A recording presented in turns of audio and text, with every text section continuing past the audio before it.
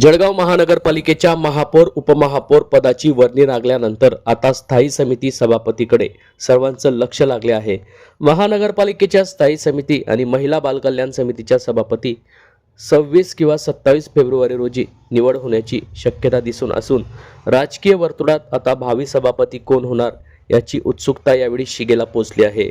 महानगरपालिका प्रशासन यावेळी विभागीय आयुक्त डॉक्टर प्रवीण गेडाम यांच्याकडे रीतसर पत्र पाठवून निवडणूक कार्यक्रम जाहीर करण्याची विनंती करीत आहे। स्थायी समिती सभापतीचे नाव मंत्री गिरीश महाजन हेच निश्चित करणार असून प्राथमिक स्तरावर स्थानिक नेते व महत्त्वाच्या पदाधिकाऱ्यांची यावेळी गिरीश महाजन यांच्याशी चर्चाही झालेली आहे। दीपक सूर्यवंशी, डॉक्टर चंद्रशेखर पाटील, माजी महापौर नितीन लड्डा, अरविंद देशमुख यांची नावे सध्या चर्चेत असून लड्डा यांचे नाव सर्वात पुढे आलेले आहे।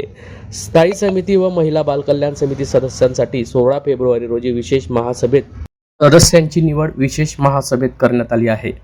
आता या सदस्यांमधून स्थायी समितीच्या सभापती पदासाठी महिला बालकल्याण समिती सभापती व उपसभापती यांची निवड होणार आहे।